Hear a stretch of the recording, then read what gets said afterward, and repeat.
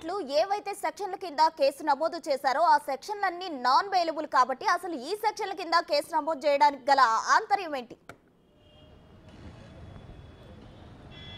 అంటే ప్రధానంగా ఇక్కడ ఒక కేసు, ఈ కేసుకి సంబంధించి అక్కడ రఘురామకృష్ణరాజా లేకపోతే మరో వ్యక్తి అనేది పక్కన పెడితే ఒక్కసారి పోలీసులు అదుపులోకి తీసుకున్నటువంటి నేపథ్యంలో విచారణ అనేది వాళ్ళు చాలా నీట్గా చేయాల్సినటువంటి పరిస్థితులు ఉంటాయి. ఒకవేళ ఆన్సర్ రానటువంటి పరిస్థితుల్లోనే థర్డ్ డిగ్రీని ప్రయోగిస్తారు. ఈ మధ్య కాలంలో థర్డ్ డిగ్రీ ప్రయోగాలకు సంబంధించి కానీ లేకపోతే ఎవరినైతే అరెస్టు చేసి స్టేషన్లో కొట్టడం కానీ లేకపోతే ఇవన్నిటిని కూడా కోర్టు అయితే వ్యతిరేకిస్తున్నటువంటి పరిస్థితులు ఉన్నాయి. సుప్రీంకోర్టు గైడ్లైన్స్ కూడా క్లియర్గా ఉందనే విధంగా కూడా కొంతమంది న్యాయ నిపుణులు చెప్తున్నారు.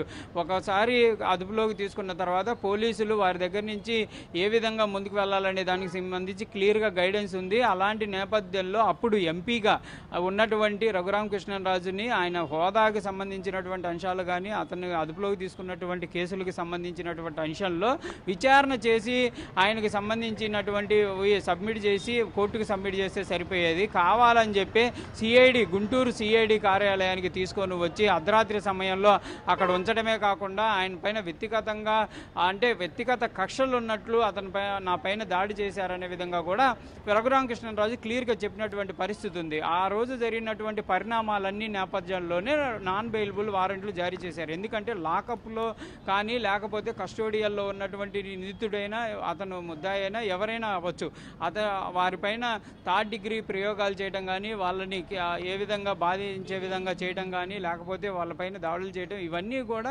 సెక్షన్లన్నీ కూడా నాన్ బెయిలబుల్ కింద ఉన్నాయి అనే విధంగా చెప్తున్నారు. ఈ నేపథ్యంలోనే ఈ కేసు అనేది నమోదైనట్లు కూడా క్లియర్గా చెప్తున్నటువంటి పరిస్థితులు ఉన్నాయి. అంటే రఘురామకృష్ణరాజు ఇచ్చినటువంటి ఫిర్యాదు, దానికి సంబంధించి ఉన్నటువంటి ఆధారాలు ప్రతిదీ కూడా పరిశీలించిన తర్వాత ఈ సెక్షన్లన్నీ ఇంప్లిమెంటేషన్ చేసేటటువంటి అవకాశం ఉంటుంది. కాబట్టి 120బికి సంబంధించి కానీ 307కి సంబంధించి 307 కానీ 326 కానీ ఇవన్నీ కూడా దాడులకు సంబంధించినటువంటి అంశాల్లో వస్తాయి. కాబట్టి వీటన్నిటిని కూడా క్లియర్గా సెక్షన్ల వైజ్గా కూడా నమోదు చేసినటువంటి పరిస్థితులు ఉన్నాయి.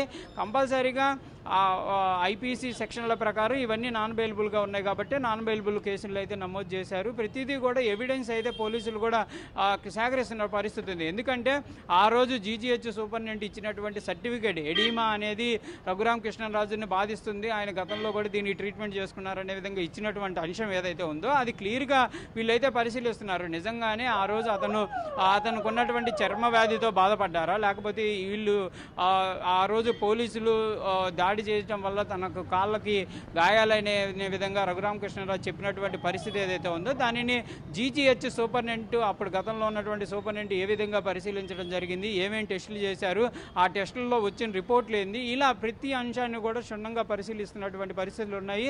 వీటన్నిటిని పరిశీలించిన తర్వాతే వాటికి సంబంధించి విచారణ కూడా జరుగుతుంది. ప్రస్తుతం జీజీహెచ్లో ప్రభావతికి సంబంధించినటువంటి ఇచ్చినటువంటి మెడికల్ రిపోర్టుకి సంబంధించి వాటి ఆధారంగా కూడా కేసుని అయితే బలంగా ముందుకు తీసుకెళ్లేటటువంటి అవకాశాలు ఉన్నాయి. ప్రతి ఎవిడెన్స్ని అంటే ఆ రోజు ఒకవేళ కనుక లోపల ఆ సమయంలో ఉన్నటువంటి డ్యూటీలో ఉన్నటువంటి ఎవరైతే పోలీస్ అధికారులు ఉన్నారో వాళ్ళని కూడా విచారణ చేపట్టేటటువంటి అవకాశాలు ఉన్నాయి. ఆ రోజు ఏం జరిగింది, అక్కడికి ఎవరెవరు రావడం జరిగింది అనే దానికి సంబంధించి సిఐడి అధికారులు కొంతమంది అక్కడ ఉండేటటువంటి ఎస్ఎస్ఐ కానీ లేకపోతే కానిస్టేబుల్ కానీ హెడ్ కానిస్టేబుల్ ఇలా కొంతమంది ఉంటారు కాబట్టి వాళ్ళని కూడా అడిగేటటువంటి పరిస్థితులు ఉన్నాయి.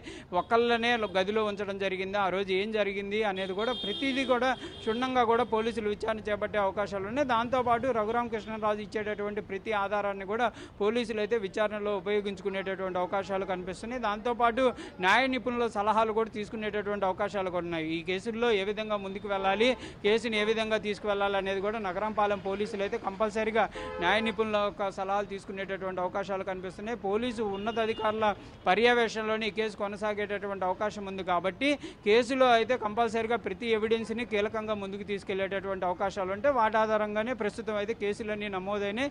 ఈ సెక్షన్లన్నిటికీ సంబంధించి ఒకవేళ కోర్టు పరిధిలోకి వెళ్ళినటువంటి నేపథ్యంలో కంపల్సరీగా వాళ్ళు కూడా కోర్టులో వాళ్ళ ఒక వాదనలు వినిపించేటటువంటి అవకాశాలు ఉంటాయి. కాబట్టి ఈ సెక్షన్లు నిజంగా ఇంప్లిమెంటేషన్కి అమలుగా ఉంటాయా లేకపోతే ఏ విధంగా ఉంటాయి అనేది కూడా పోలీసులు అయితే ప్రతిదీ న్యాయ నిపుణుల సలహాలు తీసుకొని ఈ కేసుల్లో నమోదు చేసినట్టు తెలుస్తుంది.